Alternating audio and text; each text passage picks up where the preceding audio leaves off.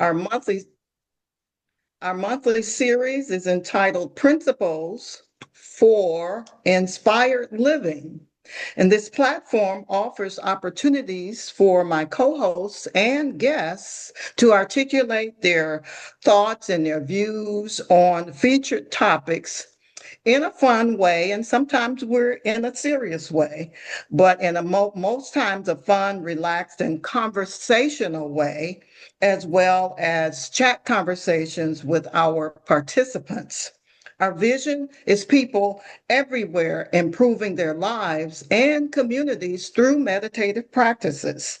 Our mission is to teach methods, explore approaches, introduce tools, and provide activities that are conducive for meditation. The Meditative Life Ministries is dedicated to helping people become more consciously connected to their higher God or Christ mind that is within them. And we do that through our weekly meditative conference calls, our monthly meditative talks on truth Zoom sessions, and our monthly in-person sessions at the Irwin Community Center. Now, these are all sacred experiences that are designed to uplift, inspire, spiritualize our mind, and help us through the week. So to stay up to date with all of the happenings at MLM, remember to click your link that is provided in your weekly email. And if we don't have your email, make sure we have that. Make sure we get it. So you would click the link in your weekly email for your 2026 brochure. Please listen carefully to the following reminders. Plan to join us next Saturday. Join your MLM family Saturday, April 18th from 9:30 to 9:45 a.m. to 3 p.m. for our annual spiritual tune-up workshop. Join us for a day-long spirit, soul, body tune-up, starting with a continental breakfast, yoga, meditation, lunch, and ending with an energy healing session. All of this for the low cost of $65. Reserve your place today so that I can have an accurate head count. And you can do that by registering through Zelle at Meditative Life Ministries 2, that's the number 2, at gmail.com. Meditative Life Ministries 2 at gmail.com. Or you can email us and let us know that you are coming. And if you want to pay at the door, you can do that. But first, let us know that you're coming so that we can have you in the head count, and then you can pay at the door. Our special guests are Zelma Chamberlain from Science of Spirituality, Dr.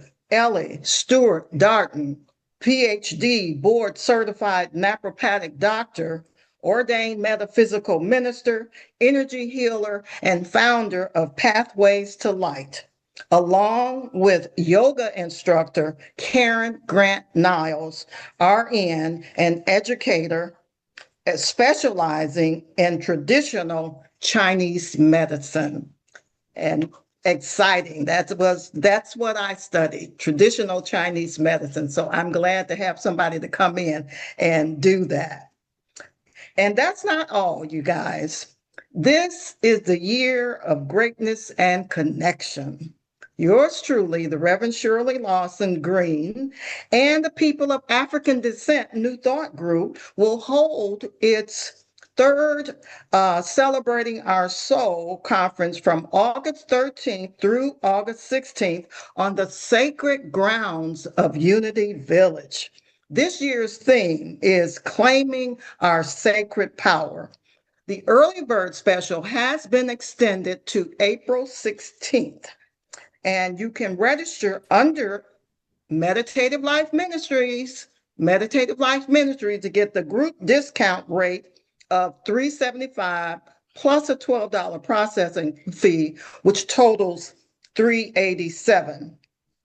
And that includes all of your conferences that will be held, as well as your food. And this, no, it doesn't conclude our reminders. I still got more. Also, I want to point out that we have as one of our masterclass leaders for the conference of Celebrating Our Soul is none other than Jason and Tina Marie Scott. Woo! Woo! I'm so glad I didn't have to fight too hard to get y'all in. All I had to do was speak the word. And so I know you're going to bring it. I'm excited for you. All right. This ministry is supported by your generous sacred donations and sacred exchanges. So if it has blessed or inspired you in any way, you may now sacredly circulate your offerings and donations through Zelle at Meditative Life Ministries 2 at gmail.com, or you can mail your donations to P.O. Box 473, Glenwood, Illinois, 60425. And as always, we thank you and appreciate you for your expressions of love and support. May your giving return to you, pressed down, shaken together, and running over in every area of your life. Now, whether you are a longtime participant and joining us for the first time, welcome, welcome, welcome. Thank you for joining us. We appreciate you and your continued interest and support. And on behalf of myself, the Reverend Shirley Lawson Green, and spiritual founder and spiritual director, the board, the committee, and everyone who serves here, welcome, come again and again. And this concludes our reminders. So with everything, we want to open up with prayer. So let us pray. Father, Mother God, as we come together in this virtual space, let us take a moment to come together in a collective consciousness just to say thanks, just to say thank you, God. Thank you, God. Thank you, God.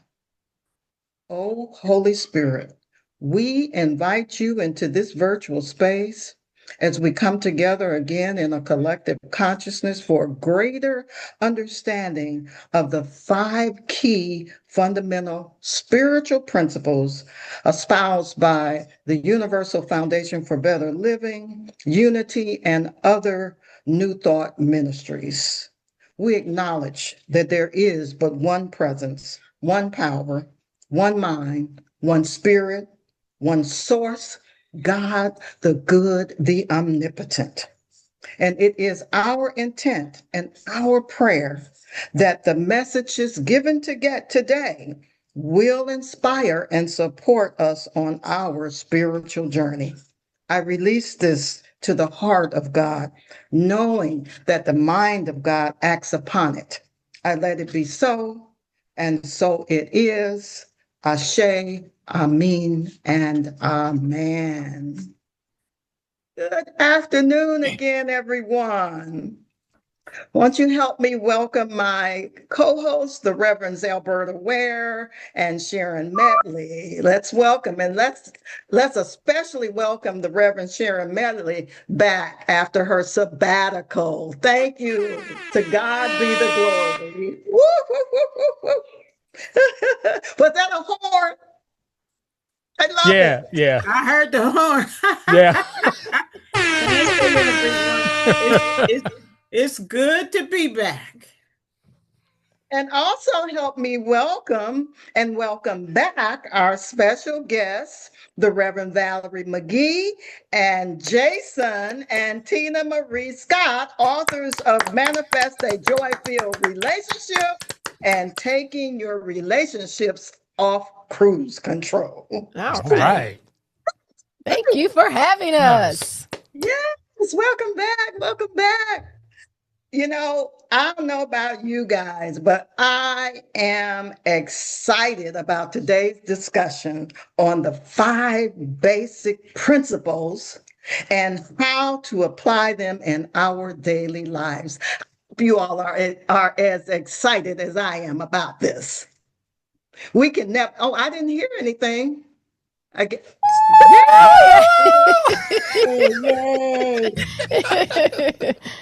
we should get Yeah. excited whenever we're Yes. talking about these principles. Yeah. You got to tell them it's interactive. We get excited. Oh, Yes. So these ancient, universal, spiritual principles offer guidance for living a healthy, happy, and a more prosperous life. These principles, these 5 basic principles, focuses on God as all good, inherent human divinity, creative thought, affirmative prayer, and living the truth. So let's get started. Are you ready, you guys? Well, you know, Valerie, you are first up because you are going to be speaking to us and talking to us about the omnipresence of God, the first basic principle of truth. So, if you don't know anything else, know that everything begins with God.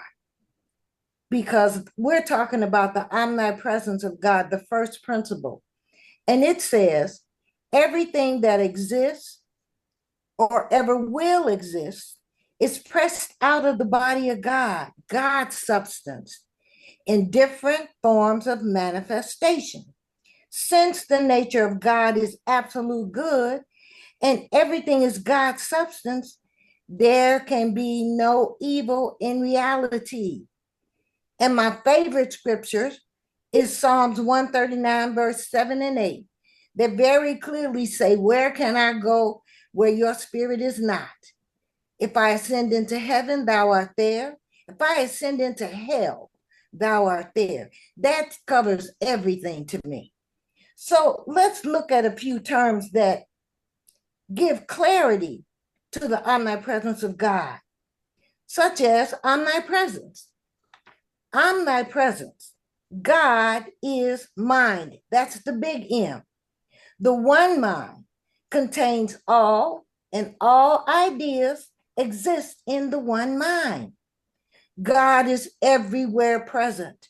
There is no place where God is not. God is in all, through all, and around all.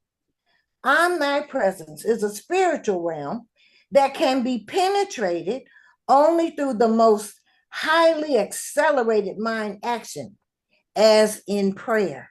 You see, when you're praying, you're talking directly to God, and God's talking directly to you. But let's look at a few more things that's in that statement.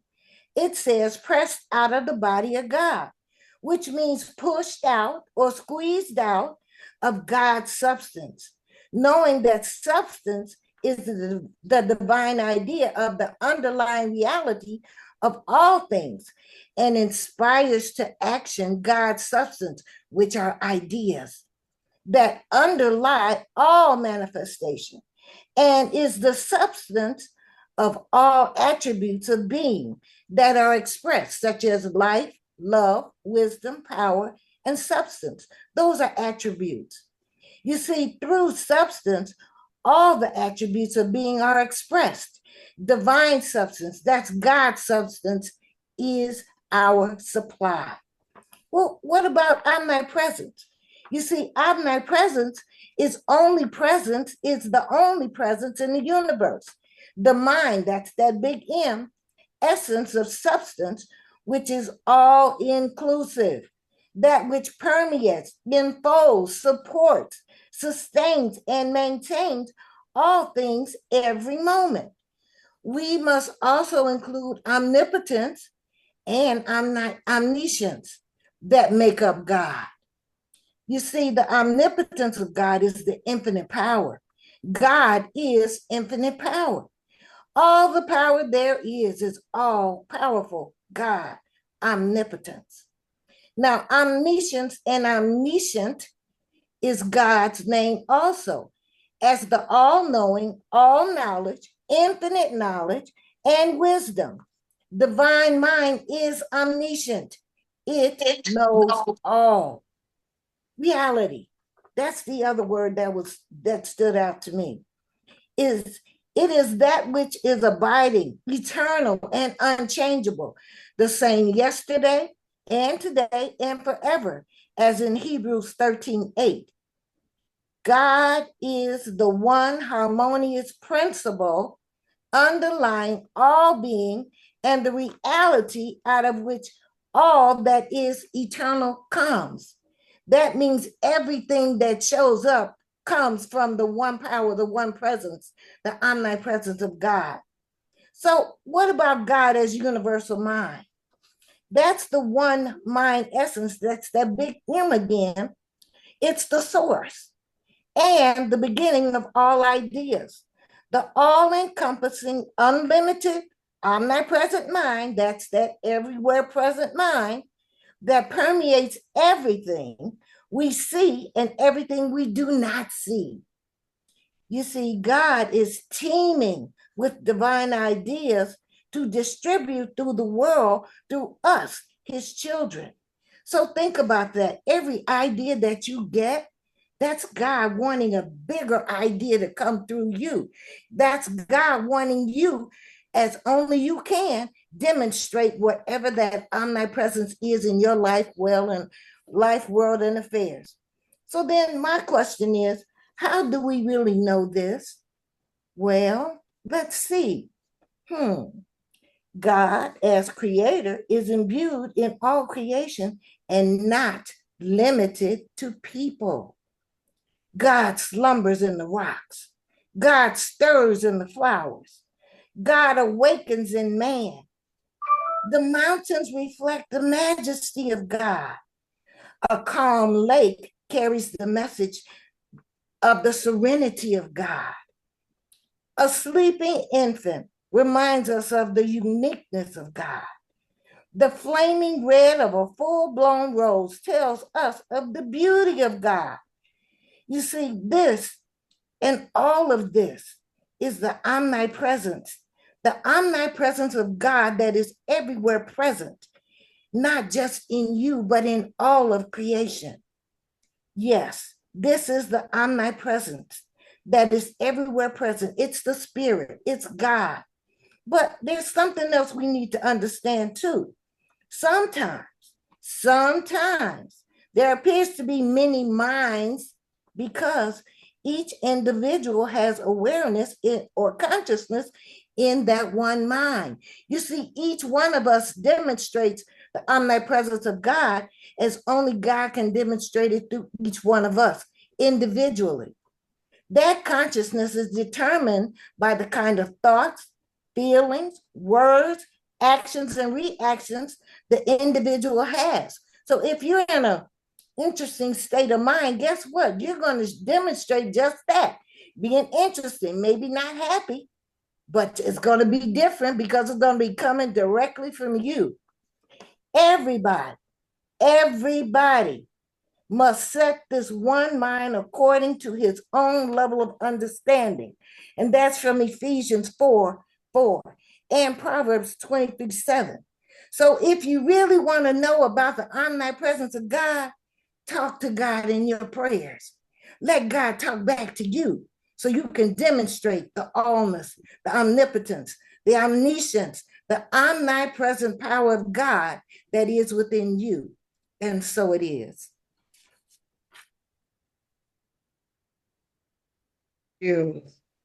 So, thank you. You're welcome. So,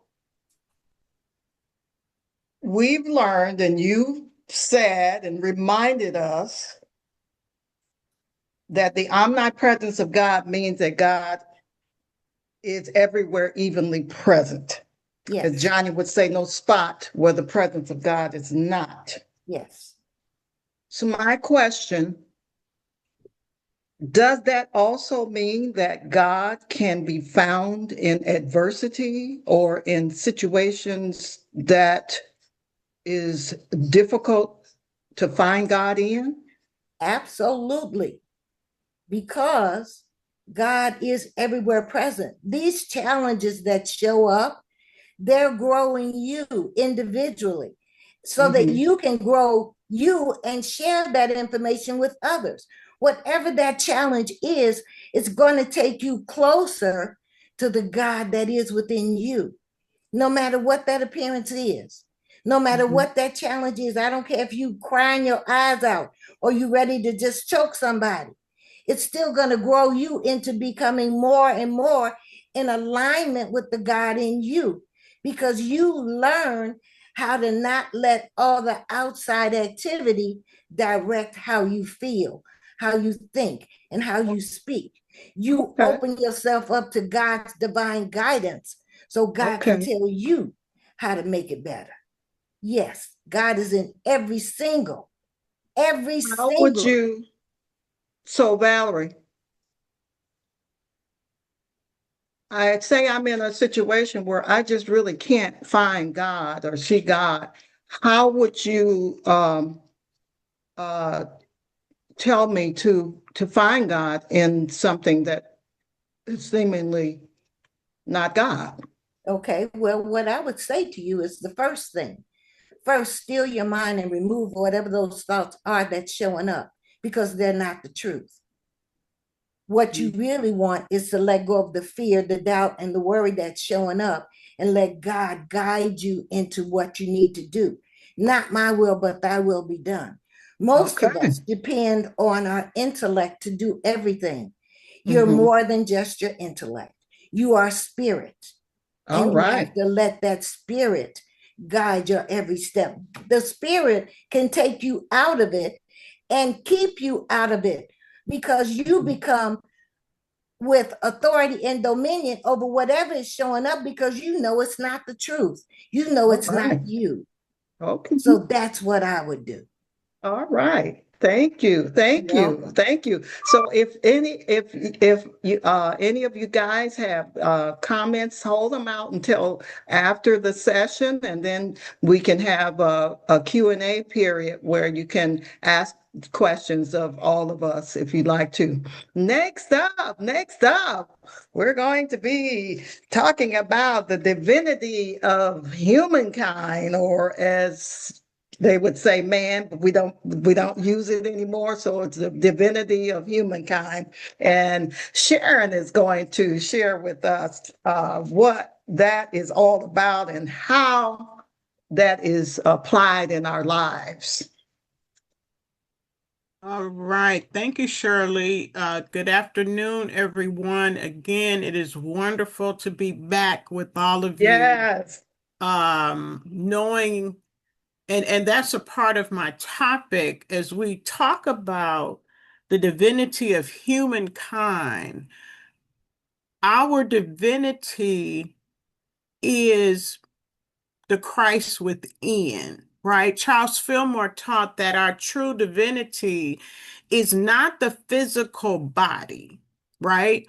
Or our personality. It is the Christ, the divine idea of God expressing as us. So, what does that mean? That means that our real nature, as Valerie said, is spiritual, not material. We are whole already because as it tells us in Genesis 1:26 at 27, we are made in the image and likeness of God. God is not broken spirit, God is whole. Therefore, our being made in the image and likeness of God means that we are already whole, perfect, and complete as well. We are perfect in essence, even if we are not fully expressing perfection. Healing begins in recognizing that there is nothing fundamentally wrong with us at the level of our true being. And that's the rub right there. The truth is that we are already healed. We are already whole. We are already perfect. So when we experience challenges, especially health challenges, really challenges of any kind, but we're really talking about healing. Illness is not a punishment. Illness is not a permanent condition. It is the result of a misalignment of our thinking. Okay? Myrtle Fillmore, in her healing letters, emphasized that the body responds to the activity of the mind, right? And I tell my students, the mind controls the body does not control the mind. Dis-ease reflects error thoughts held in consciousness. The body, whether we realize it or not, is intelligent and constantly, say constantly, constantly seeking to restore harmony. Our bodies are made to heal themselves, okay? Charles Fillmore describes disease as an inharmonious condition in mind and body brought about by error thinking. So healing is not about fixing a broken body brought about. It's about realigning our thought with the truth with a capital T, okay? With the truth. So we have to recognize our divine identity. When we affirm the divinity within, we're not trying to become whole because we're already whole. We're working to awaken to the wholeness that is already present. Myrtle Fillmore practiced affirmative prayer, right? And we should too, each and every day, several times a day, however many times it takes for us to change our misalignment so we can repeat. And sometimes repeating these things aloud, well, not if you're in a group of people, because, they may think you look crazy, but when you're alone or when you're with people that you love and trust, you can say out loud the prayer, I am a child of God, therefore I do not inherit sickness. Every cell in my body is filled with divine life. This reflects the identity that we express with. If we identify as weak, limited, or ill, then, and I believe Valerie said, whatever we're thinking, that's what we're going to express. So we have 5 responsibilities, right? Right thinking, right feeling, right words, right actions, and right reactions. How are we thinking? Because what we're thinking then relates to how we feel. And how we feel then relates to the words that we speak and the way we react to people and situations and our actions. So, if we identify as divine, as whole, life filled, then healing begins to unfold. Now, we live from the inside out, not the outside in. Okay? We live from the inside out. We're supposed to, not from the outside in. Stop checking YouTube. Stop going by what everybody's saying on social media, the news, or whatever. That's race consciousness. How do you want to identify? Not that everything in race consciousness is bad, right? But if I'm saying, you know what, girl, every April I get the fill in the blank, right? That's not thinking from the perspective of being whole, perfect, and complete. That is saying to the universe, that's what you want to experience. But is that really what you want to experience? I don't think so. right? So we can use our faith, right? The role of faith and affirmations on our inner work. Healing is an inner process, right? It takes faith, which is trusting in the indwelling presence of God as our life. Where are you putting your trust? It's not, people say, oh, I need more faith. No, we have all the faith that we need. It's what are you putting your faith in? Are you putting your faith in the TV? Are you putting your faith in social media? Are you putting your faith in what your friends or people say and you know they don't know the truth? Is that where you putting your trust? Our trust should be with the Christ within. Then we have to affirm that truth. We have to speak the truth to override false beliefs. We have to use denial. This is using denials and affirmations. We're not denying that something occurred. No, we're denying that that something that occurred has any power to take us down, right? Has no power to take us down.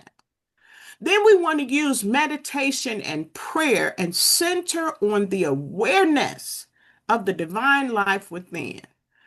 Fillmore emphasizes that the word, spoken or thought, is creative. So we want to make sure that we are practicing right thinking because right thinking produces harmonious conditions. We also have to realize that our body is a temple of divine life. Rather than seeing our body as flawed, right? Something goes amiss, and then we start thinking in terms of what has gone amiss. Like with the health challenge that I had, you know what? I didn't think fearful thoughts. I knew that God and love and trust was in the hospital with me, was being operated on by the people who believed that they knew what they were doing. They had compassion and love. I had a nurse tell me, girl, don't you worry about a thing because you got the dream team, right? These people know what they're doing. And then told me, we're going to take care of you. That was none but God. But I would not have heard that if I had not realized that the Christ within, that spirit all around, was operating in my life and in the lives of everybody else during this period of time. So the divinity of man teaches us that we are spiritual beings. We are spiritual beings created in the image and likeness of God. It teaches us that our true nature is wholeness. Our true nature is perfection. Our true nature is completeness. We don't have to add anything or take anything away because we have it all. Illness is a temporary misalignment in consciousness, and our total healing depends on how we're looking at ourselves and how we're looking at what's going on. Healing occurs as we realign our thoughts with divine truth with a capital T. Through faith, through affirmation, through inner awareness, we activate the healing power that is already within us. We are not striving, my friends, to become divine. We are remembering that we already are. And as this awareness deepens, every cell, every thought, every condition responds to the truth of our being. And so it is. Oh, I'm just rejoicing in my student. I have to grade your paper. It's already an A. All right now. But so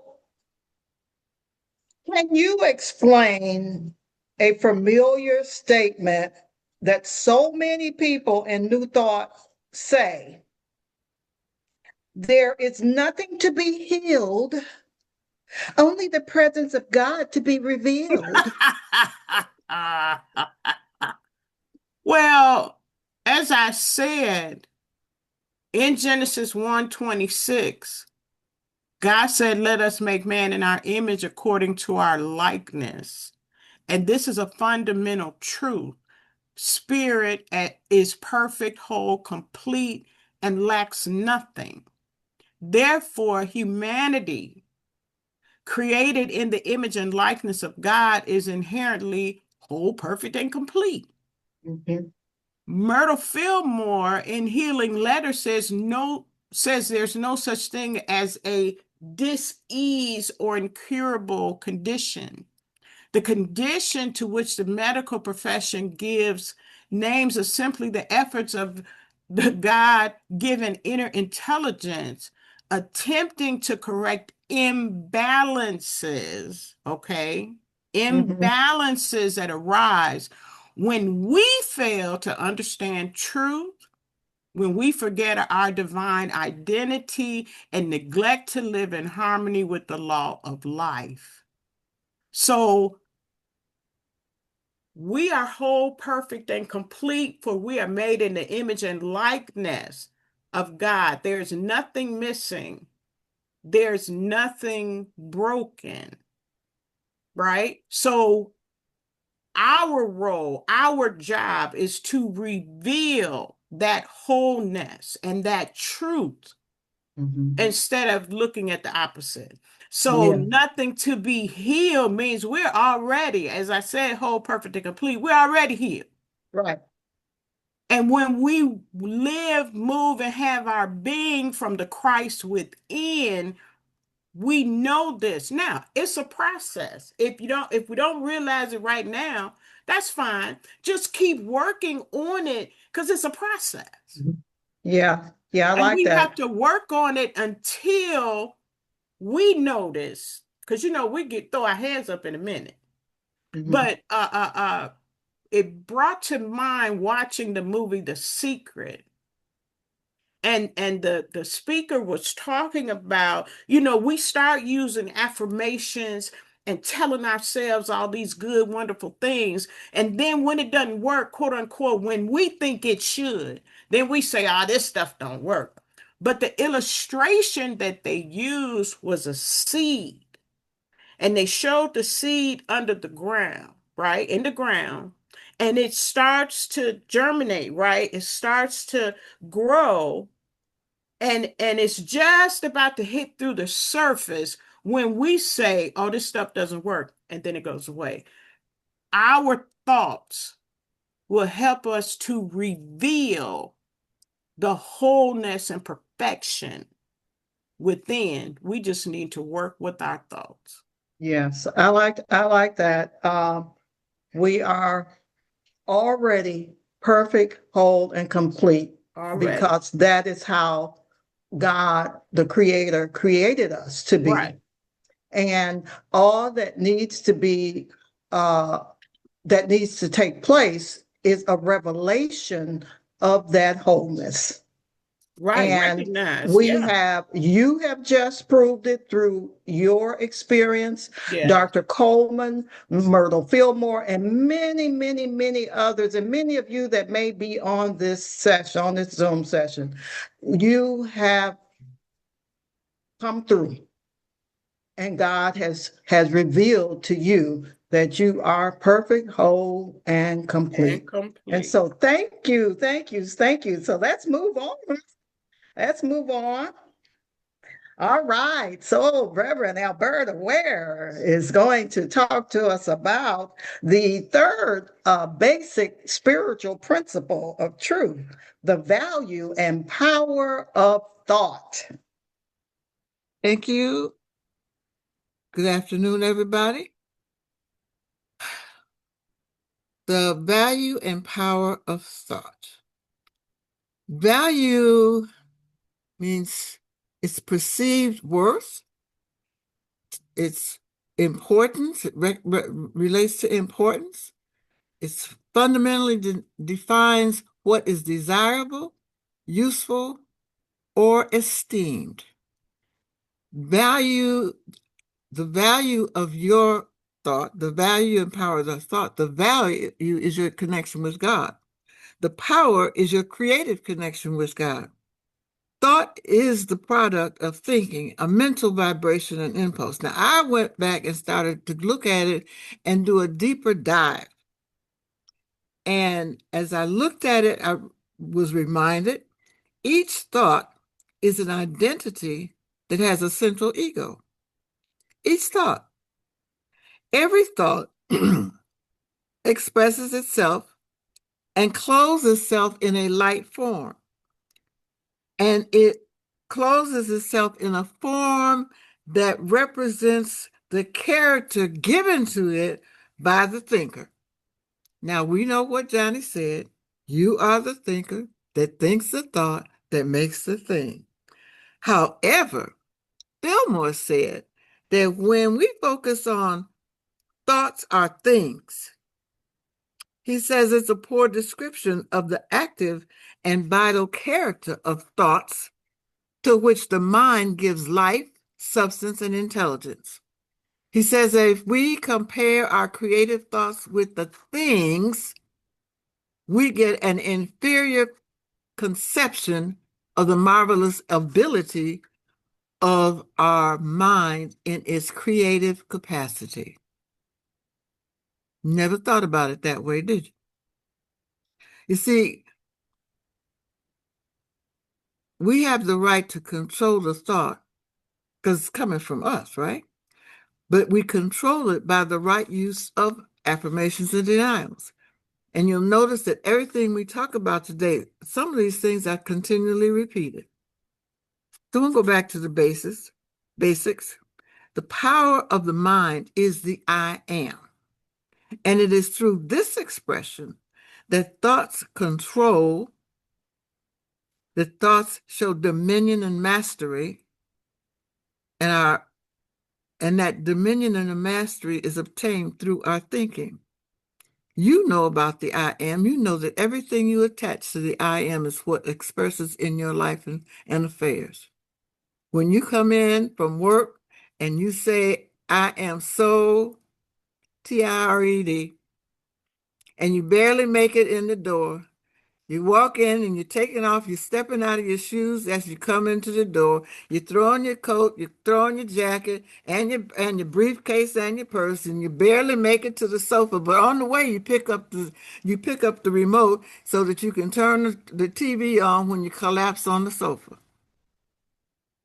But then somebody calls you and say, "Let's go shopping," or somebody calls you and say, "Let's go play cards." Somebody calls you and say, "Hey, we got some extra food over here. Come on over. We're going to have a barbecue." And all of a sudden you're rejuvenated and you get up and you go and go right out the door. So the thought power, there's a list of different kinds of thoughts. And I looked at thought power. Thought power is the moving force in an idea that gives it expression. All structures are built by thought power. This power is transmitted from mind to mind and from mind to body in all living forms. Then we have thought stuff, the omnipresent invisible substance ready to take form according to one's mental pattern. So you give the thought the pattern. The thought stuff of the universe is more sensitive than a phonograph record because it transcribes not only all the sounds, but the slightest vibration of thought. There is that connection and that vibration. Now let's think about that. Let's take it in a term we can understand. Let's think about COVID-19. The whole world was impacted by COVID-19. And everybody didn't touch.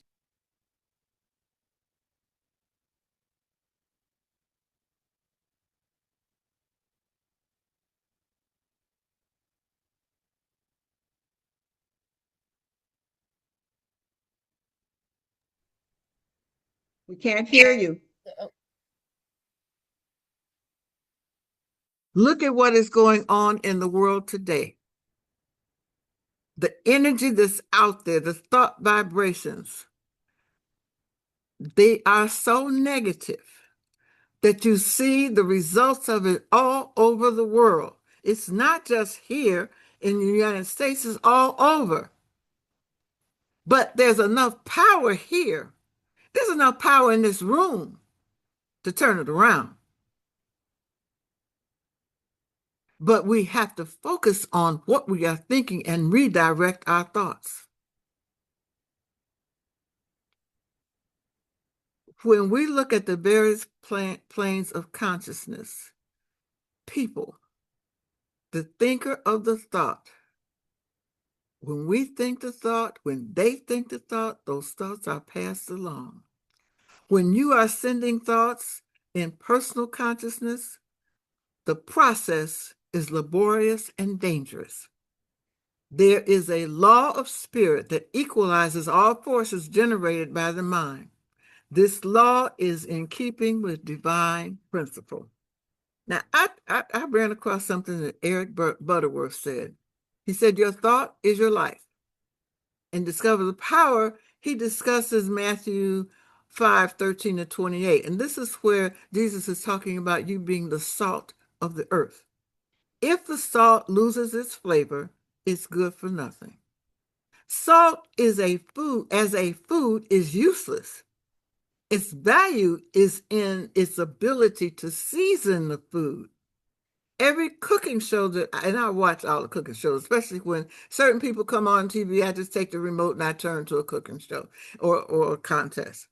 But on the cooking shows, one of the things that I've noticed that every critique was told the person who was doing the cooking, you did not put enough salt in it. It looks beautiful, your layout is wonderful, but it needs more salt. So the truth of this is that the word is nothing of itself. Word is nothing of itself. When we say the truth, it's nothing of itself. It is only vital when it becomes an influence. It is only vital when it helps you to alter your thoughts, change your consciousness, and to direct your life. It's only good when it is used. Key point is to alter your thoughts. Every class that we take tells us about our thinking. Every class and our feelings. And I found this poem and I want to share it with you. Think good, and goodness shall belong within the temples of your heart. Think joy, and every robin's song shall be your spirit's counterpart. Think peace, and the exquisite swing of ordered stars shall shelter you and steady you. Think love, and every living thing in beauty shall be born anew. Think truth, and the eternal law your never-failing guide shall be. Think life, and every breath you draw shall add a prayer of ecstasy. Think hope, and buried seeds shall lift rich harvests from the willing sod. Think praise, and it shall be your gift to share with men the grace of God. And so it is. Wow, thank you, thank you, thank you.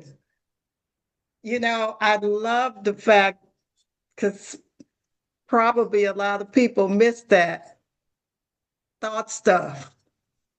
You know, I love that.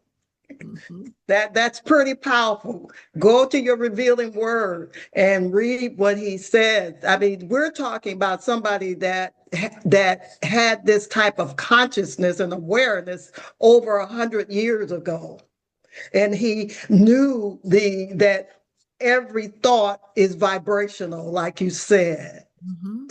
So we are co-creators with God, Mhm. co-creators with the ability to create reality through the thoughts held in mind. So what I want to ask, how can we begin to identify, challenge, and even rewire our thinking to bring about or create a more healthy, happy, and prosperous outcomes? The how is to pay attention to what Woo! you're thinking. Yes, I often tell folks in my classes to stop in the middle of the day and check out your mind. What yes, thoughts are running through your mind? yes, And they go absolutely. through so fast and quickly that sometimes we miss some of them and we don't really give the attention that we need to give to what we are thinking. Absolutely. I'm so glad you bringing that up. It is becoming consciously aware of your thoughts. And then you add your feelings to that. Yeah, because what you think about, Feeling bring about the mhm, manifestation. right. Absolutely, absolutely. So again, we are co-creators with God. We create our reality through the thoughts that we hold in mind. Thank you, thank you, thank you, Reverend Ware. Thank you. Wonderful. Okay, so I want to kind of keep it moving so everybody know that I probably was going to take the fourth principle, which is practicing the presence of God. So what is practicing the presence? Practicing the presence, if you go back to your 22 sheets and your lesson sheets and basic principles of truth, basic principles two, I believe, practicing the presence of God is abiding in or in abiding in or in that indwelling spirit or that indwelling presence of God. And you are doing that through prayer, through meditation, and by spending time in the silence. That's what is meant by the term practicing the presence of God. You're practicing feeling after the presence of God, not only within your being, within your body, but everywhere. Remember, the first principle was the omnipresence of God. So we want to practice seeing and feeling and acknowledging God's presence in every situation, even if it's not looking like God is in that situation. Prayerfully speak the word and know that God is present in every situation. It is the conscious, habitual awareness of God's presence or God's nearness to you throughout your daily lives. Practice again feeling after the presence of God. How do you feel after the presence of God? You feel after the presence of God by thinking upon God, who and what God is, thinking upon the aspects of God. As Valerie said, if I want to feel the very presence of God, I've got to think on God being omnipotent, the only presence and only power that is active in my life. I have to think upon God as being omniscient, all knowing. God knows what I have need of even before I ask.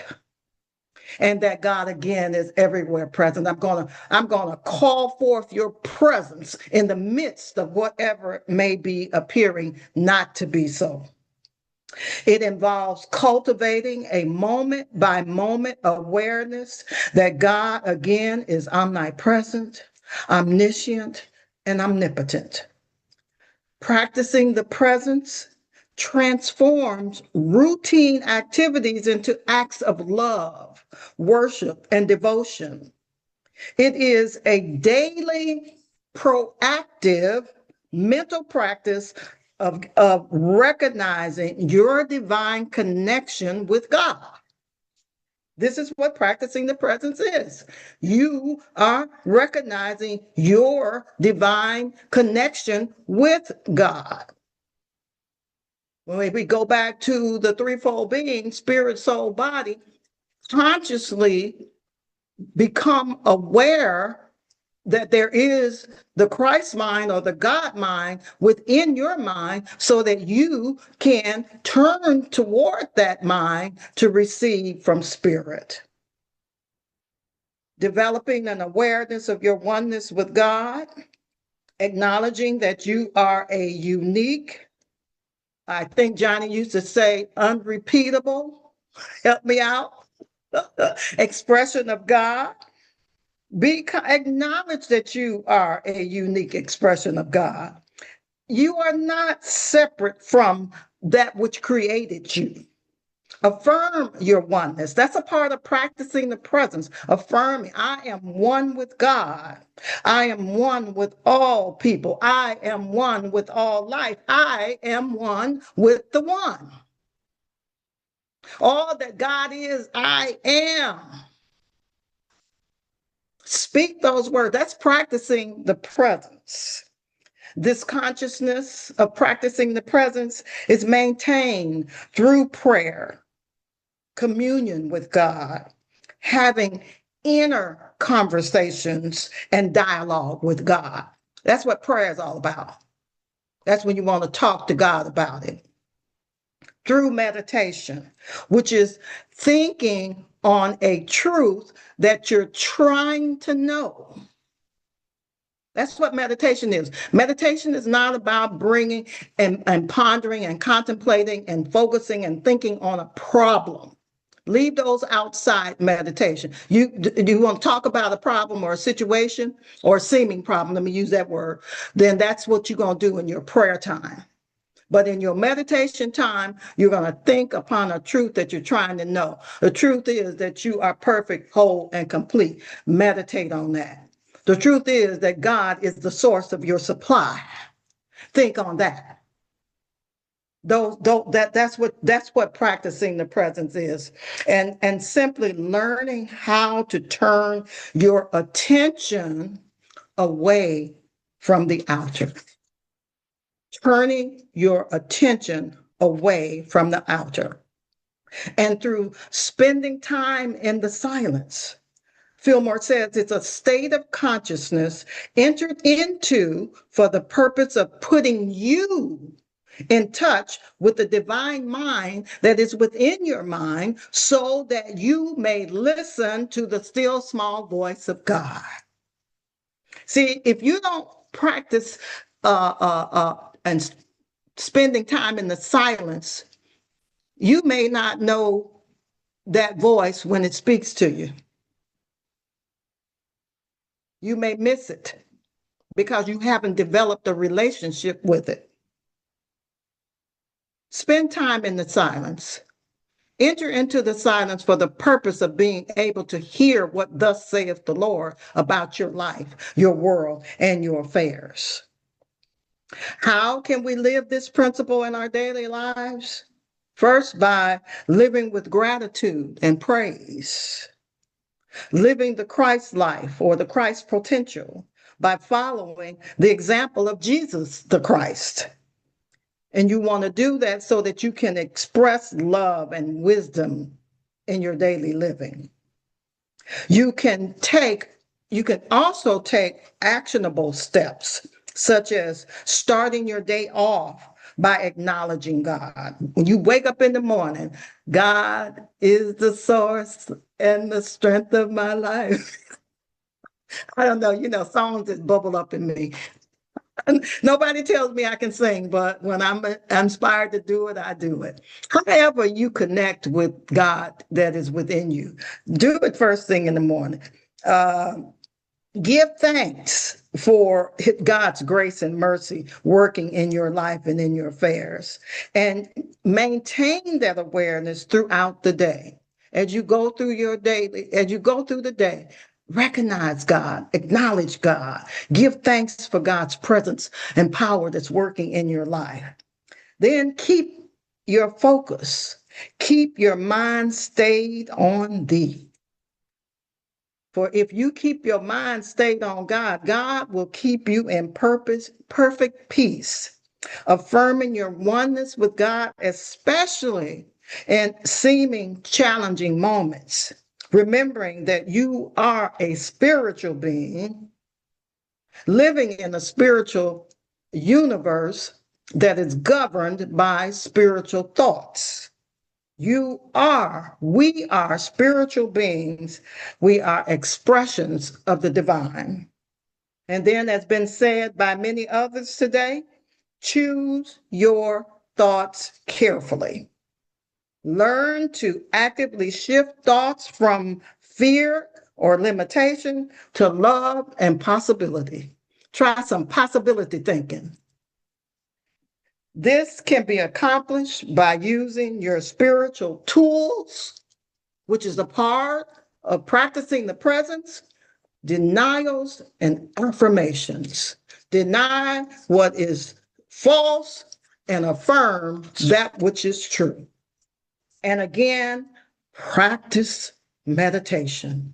Dedicate time for silent communion to deepen your experience of God's presence. And then by consistently practicing these methods, you are empowering your soul to become more and more consciously aware of the presence of God within you and everywhere evenly present. And so it is. All right. All right. Thank you. Thank you. Thank you. Thank you. Okie dokie. Now, let's give it over to Jason and Tina Marie Scott. Well, all right. You guys gonna wrap it up and bring it home when you talk about the law of demonstration, or you guys always talk about but it's all the same. The law of manifestation. That's Take what it away.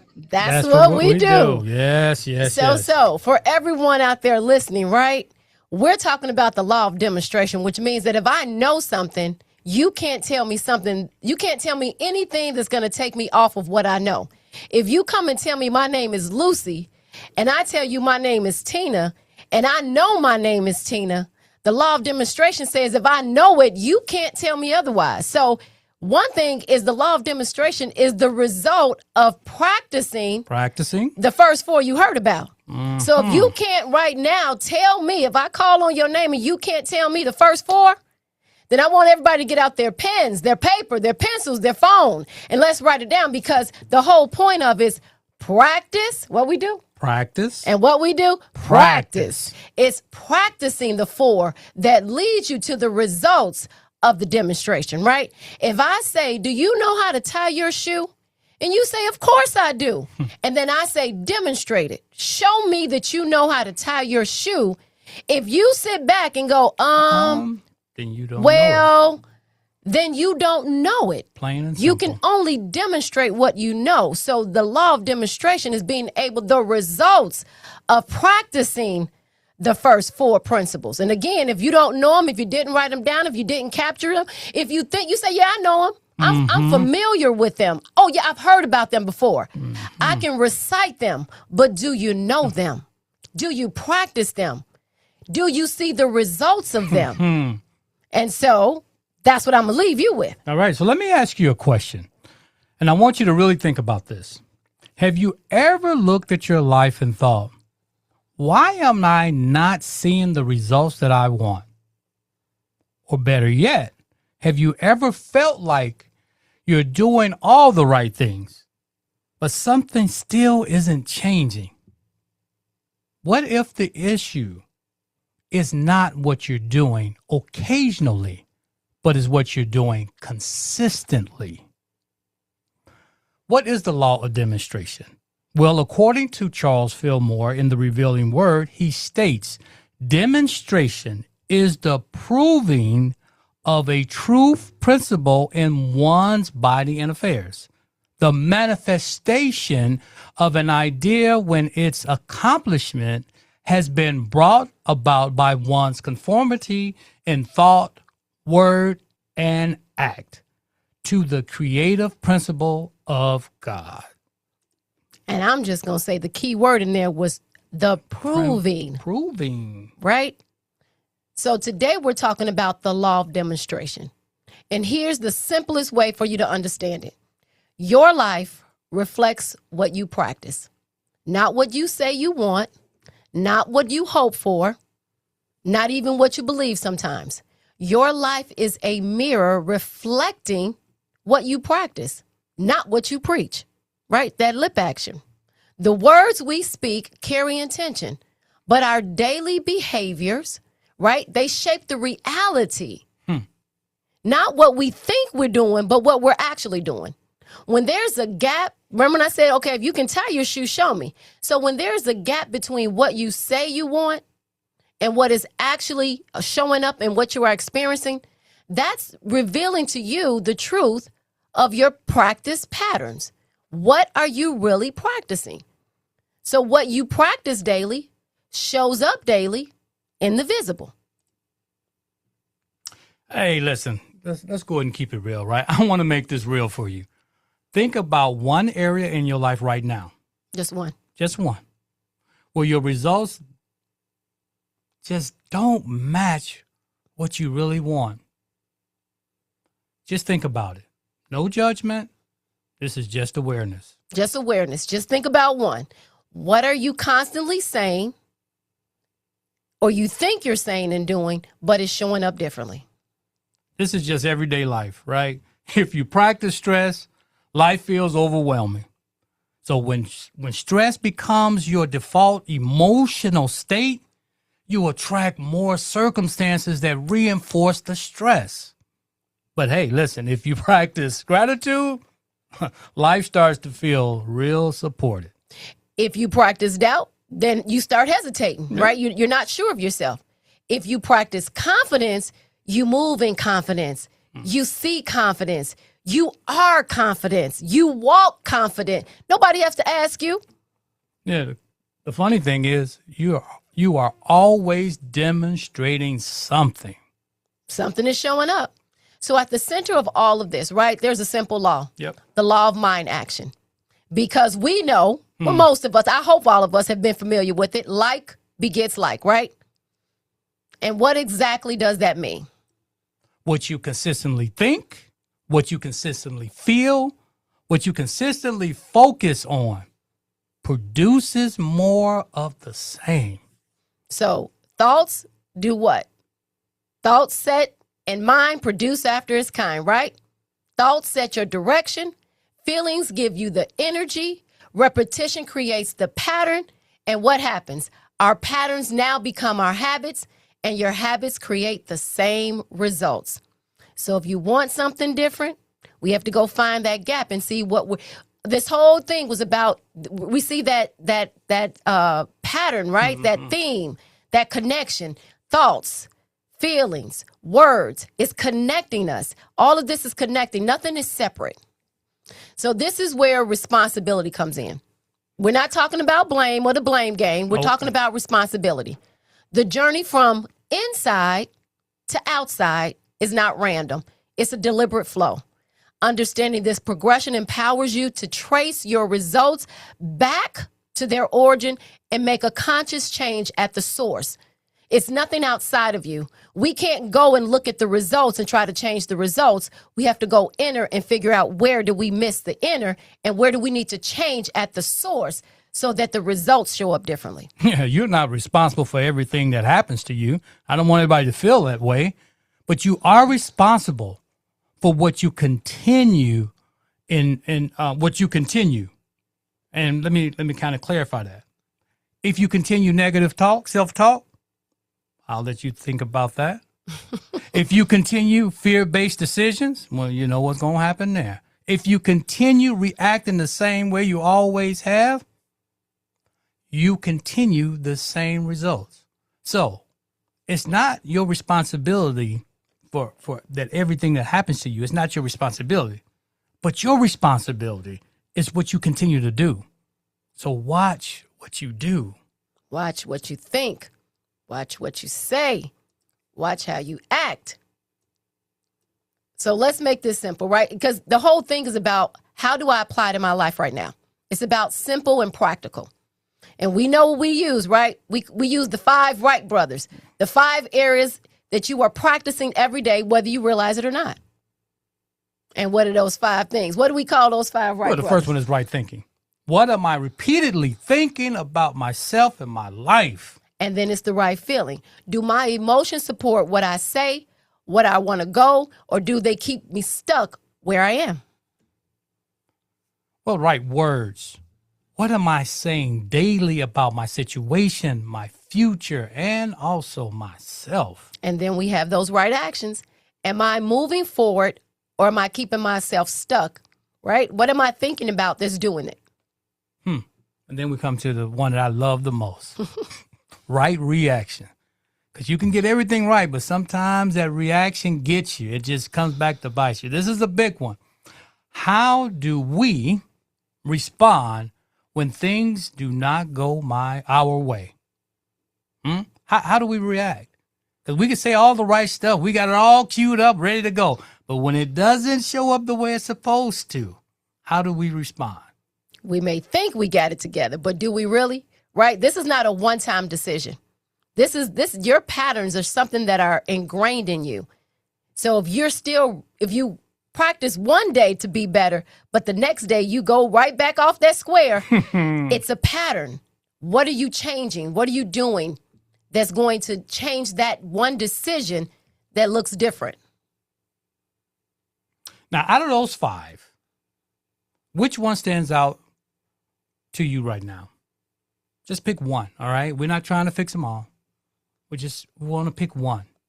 Because you can't change what you're not aware of. And so what we're trying to do is just the one thing you can notice, one thing that's not lining up.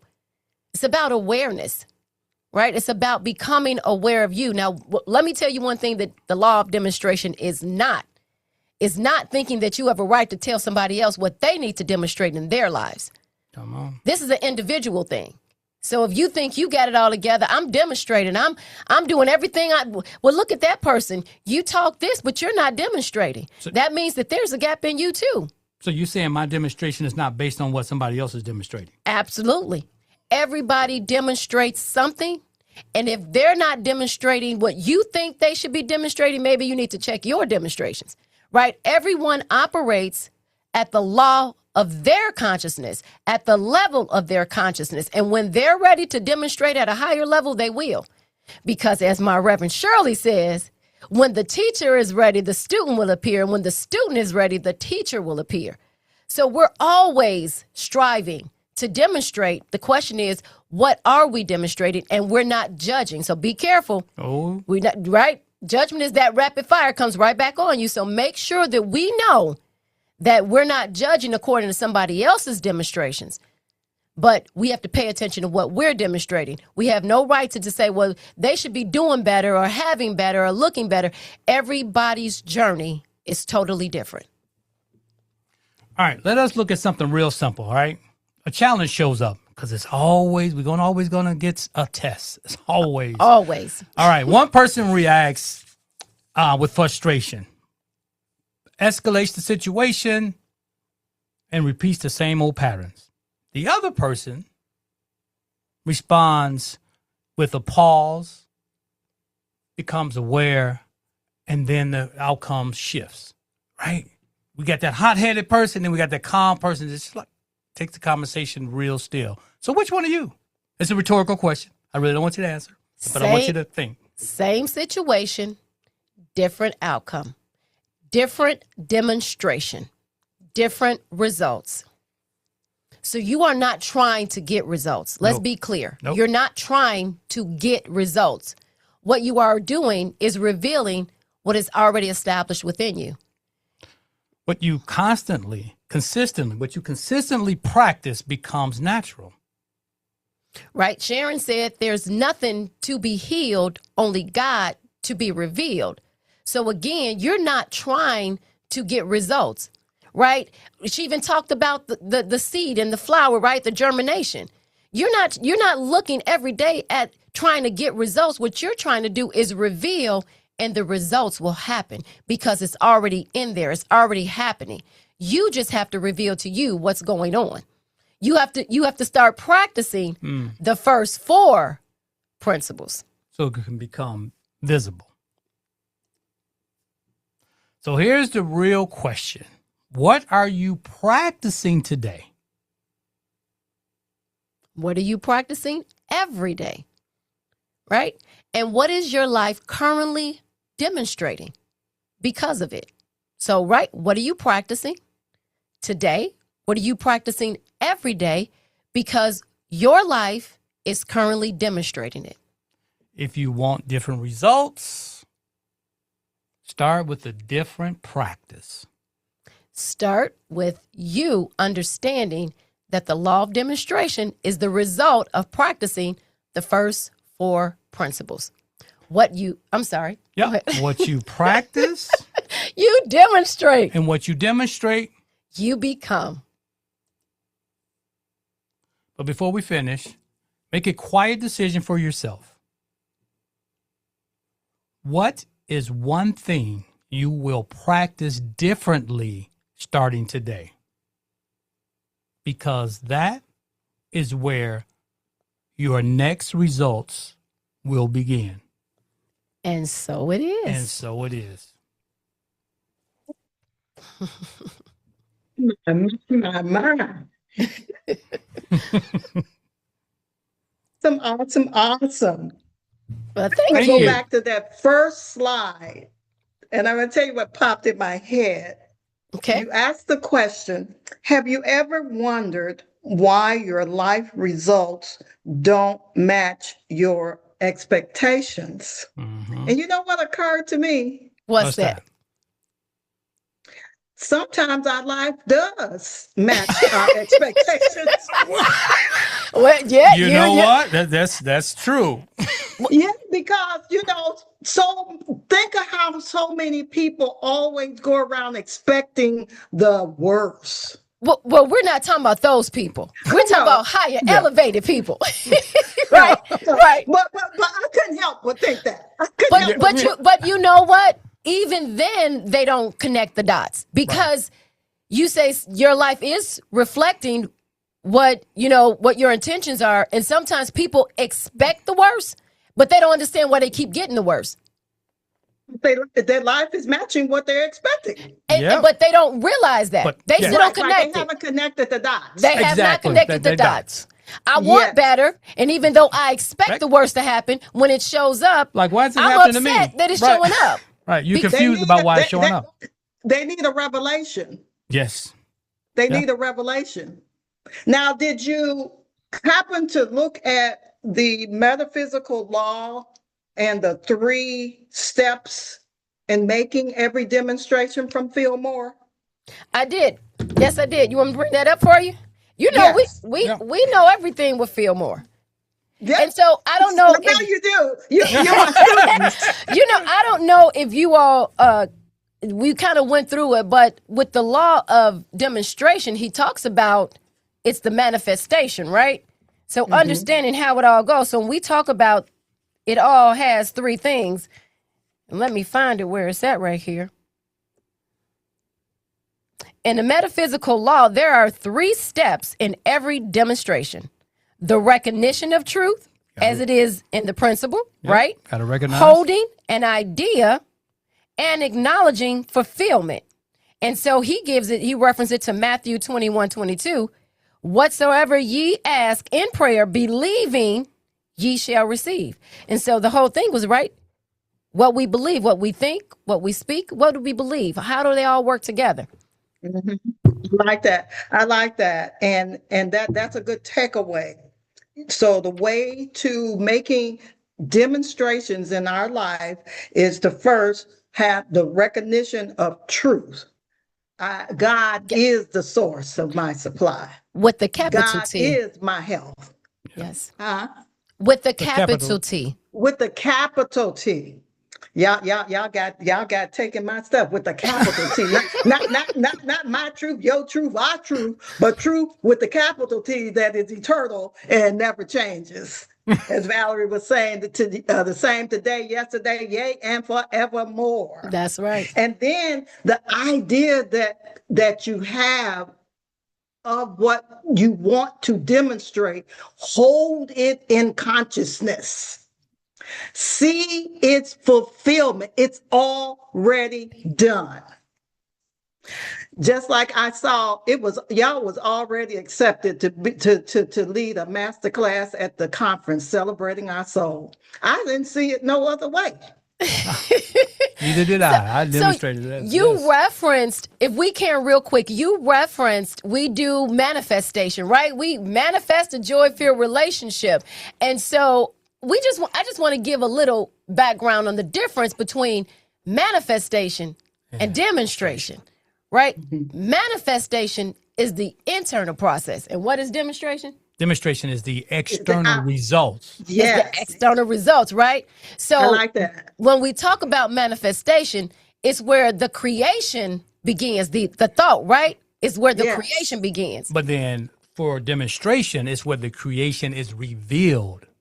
Yes. So- What shows up? That's what shows And up. so with the law of manifestation, it's the invisible.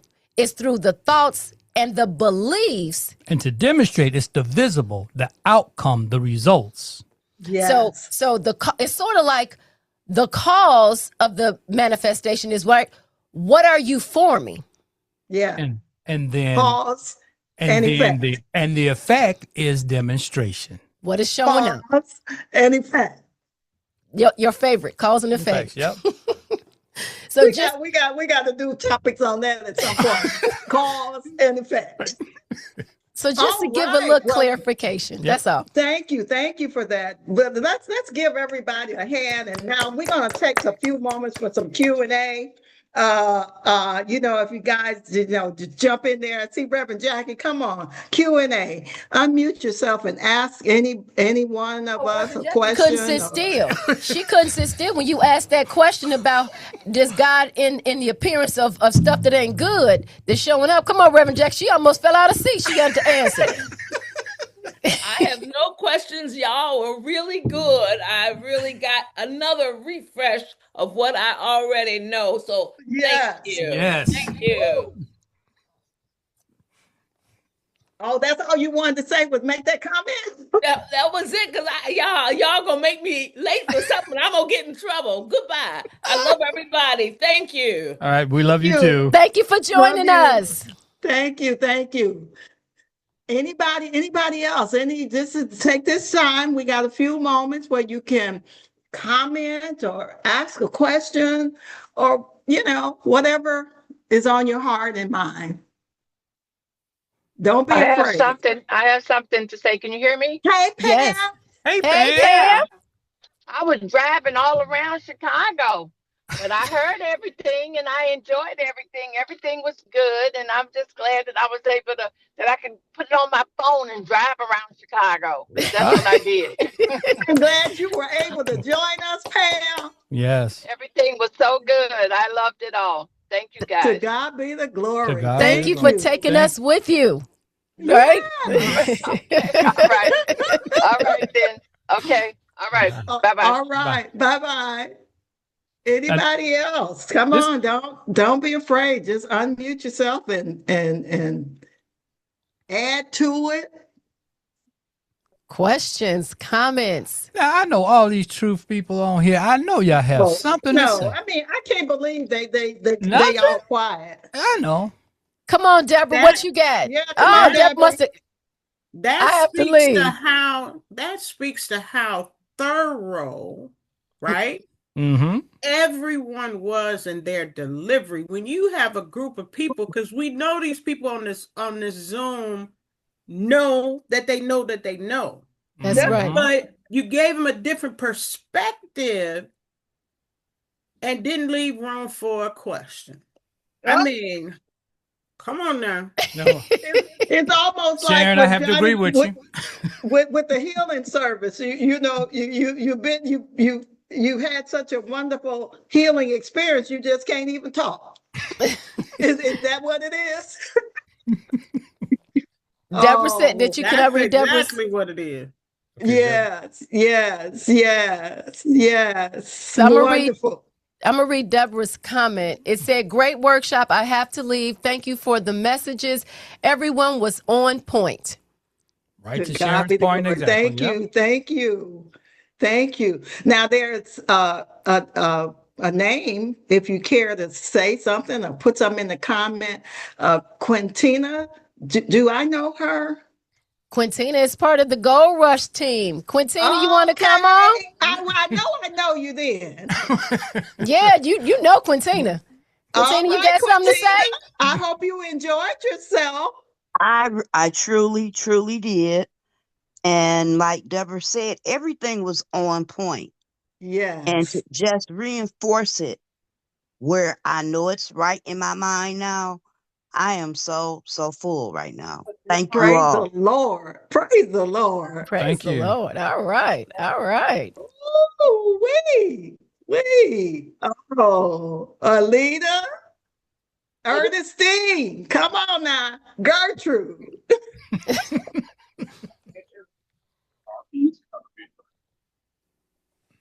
Ernestine, you got something for us? You got a question, comment? Everybody was great. This is Gertrude. Yeah, we encourages us to stay encouraged and be hopeful and know that with God all things are possible. So, Yes. Just to God be the what glory. you know, Thank you. knowing what you know, and yes. Thank you, Gertrude. Thank you. All right. Now I always love to hear Ernestine. Ernestine, come on. Just let us see your face. Say something. And hear your voice. I think she was trying to get off of the mute. She was having just get tacos or what else can I get? Yep, there you go. There you go. You off. There you go. We can hear you. Can you hear me?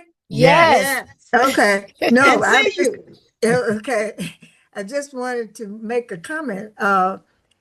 Several comments. It was actually such a good refresher, and it gave me some other ways of seeing things, if you understand, but because as you get deeper, you do see things a little bit differently.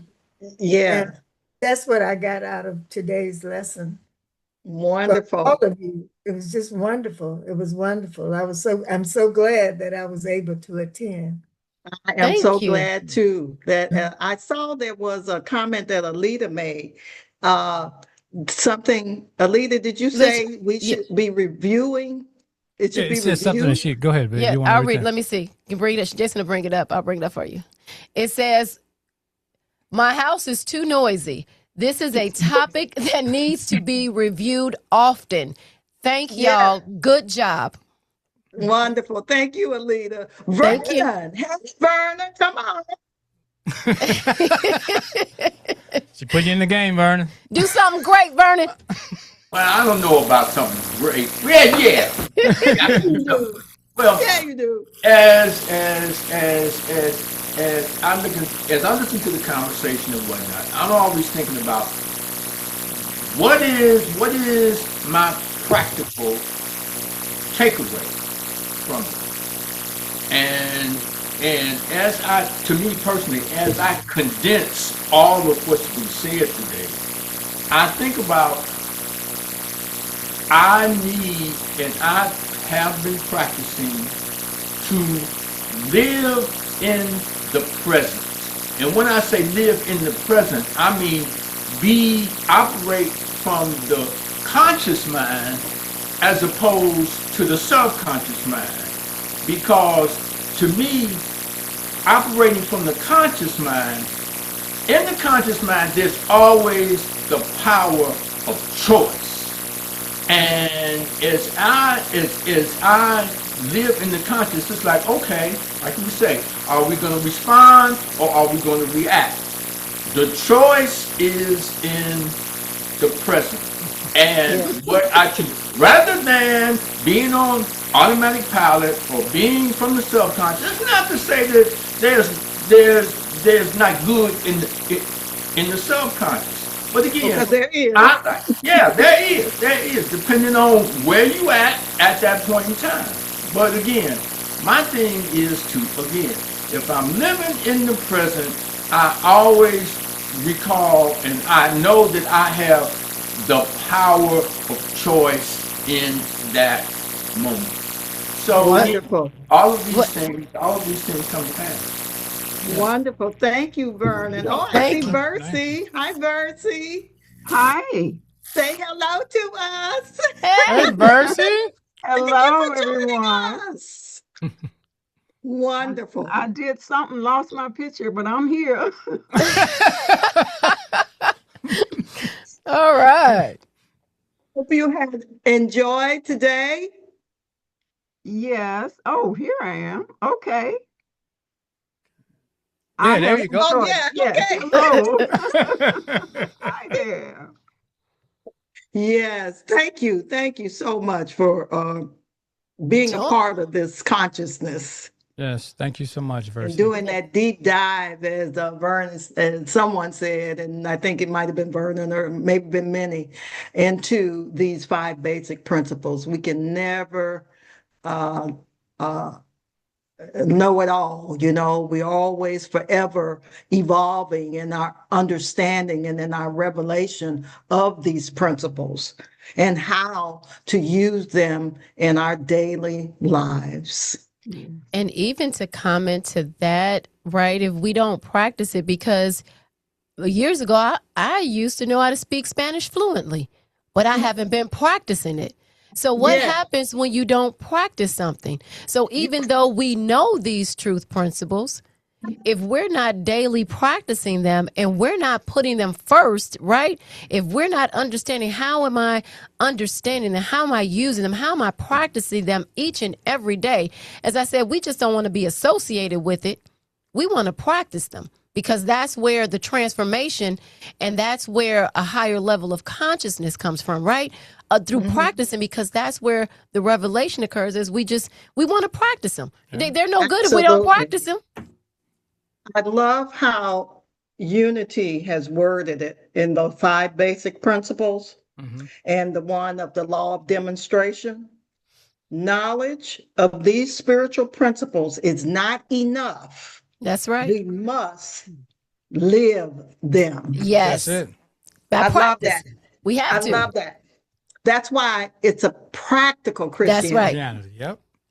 Yep. You can't tell me you know what love is, right? But you're not practicing it. Right. Amen. Come on. Your face is always toe up when I look at you. Right. Or your attitude stinks. I know these principles, but I don't want you to know them. I want to see them. I want them demonstrated. So me included, I'm talking about myself. Yeah. Nope, nobody you may not want to look at this movie, but Richard and I looked at this movie last night and it had some pretty great actors in it. Forrest Whitaker and another guy that's been in like so many of the Marvel movies and stuff like that. And so he was what do you guys do? You are a coach. What do you call it? Yeah. Relationship coach. Well, what do they call it? Coach somebody that, it's a term that people that coach, life coach. Oh, life coach. Yep. Okay. And so He was teaching meditation and he was just teaching just like we teach in the movie. And oh my God, that boy, he when it came time for him to prove the stuff. But you know, Forrest Whitaker, he played Idiot I mean, so you know he crazy. And so it was just it was a different type of movie. I don't remember What was the name of it. Oh, don't. I said I don't remember, but you know it had to be good with him in it. So and it just was it really was about the law of cause and effect too. You know, something just because this something happened in him and his brother's life years and years ago, and he became successful despite of what happened, but it came back. So we got to be careful and mindful of our actions and what we do, our intentions. So let's just take a moment now to turn within. And we're going to do that by directing our attention inward. And we can bring our attention to the third or spiritual eye, that point that is between and behind the eyebrows, which is the doorway to the soul. To keep your focus, you can affirm any affirmation that calms you, that keeps you focused on that area. Any name of God that you choose that resonates with you. You can just repeat the word love, peace. Take these few moments to sit in the silence where you can hear the still small voice of God, your higher self, your intuition. Be still and know. This meditation will be for 3 minutes.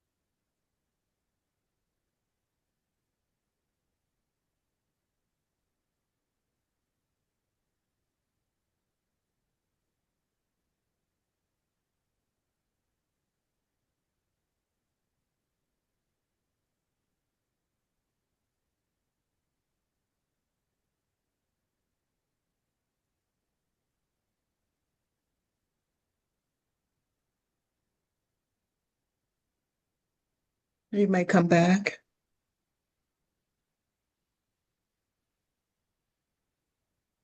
Again, thank you all for joining us today. Thank you to all of my presenters. Thank you, Alberta, Sharon. Sharon, thank you. It's so great to see you back. Thank you, Valerie. Yes. Thank you, Jason and Tina. Thank you. Thank you all. Thank all of you.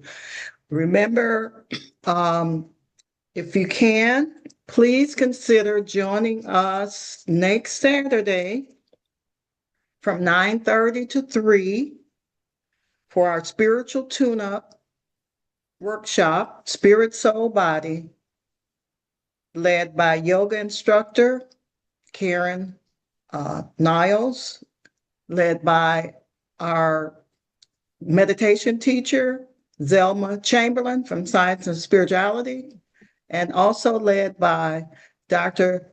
Ellie Stewart Darton. Some of you may remember her father, Charles Stewart, will do the energy healing work. So you have continental breakfast at lunch, as well as all of those modalities that you will receive. So if you can make it, please make it at the Irwin Community Center. And I think we have flyers that will probably be posted again and sent out to everybody again. So again, God bless each and every one of you. I'm saying hello to everybody here. I see again. Thank you, Pam, for joining us. Thank you, Ernestine, Verna, Alita, Gertrude, Quintina, Patricia. Thank you. Thank you. If I missed anybody, just know that my eyes didn't focus, but thank you. I love your presence, and I'll see you soon, very soon. So, And I'm all set for unity. whoop. Yeah. All right. Mm-hmm. I can't wait to see. I'm getting that right class. I'm out of them two people I know. Them Scott people. Come on down. Yes, yes, Yeah, yes. they I'm excited. gonna be bringing it. They gonna be bringing it. Yeah, it's going to be. There's some wonderful keynote speakers. Michael Beckwith, Jack Bomar, Derek Wells. Reverend Tay Tay. It's just going to be a beautiful, beautiful experience. Good. Yeah, I'm excited about it. I'm all set. Yep. All right. Wonderful. To God be the glory. I love to hear that. Gold Rush is first, though. Gold Rush is first. That's right. That's right. Gold Rush is first. Yes. We all excited about that too. Yes. And Pam and everybody else, if you missed the announcement, get in touch with Jackie and all. I think they've opened it to, you can come, you don't have to come all the days. You can come 1 or 2 days. Yep. They have day now. So that's a beautiful experience. Yeah, we have day registration. So if you want to come for the Thursday or Friday or Saturday at the end, just get in touch with us. Send us something at info@gorushwomen'sconference.com and let us know what you want to do. Oh, that's good. Sharon, if you're still on, that she's given you that information. She might have had to go. Sharon. She's still on. She's still on. Yeah. You got to change your screen to. It's info at goldrushwomen'sconference.com. Yeah, you see everybody? Yeah. Or go to the website and just register on the website for the day session. That's right. Go to that good looking website. That's right. Yeah. Yes. All right then. So we close with the prayer of protection. The light of God surrounds us. The love of God enfolds us. The power of God protects us.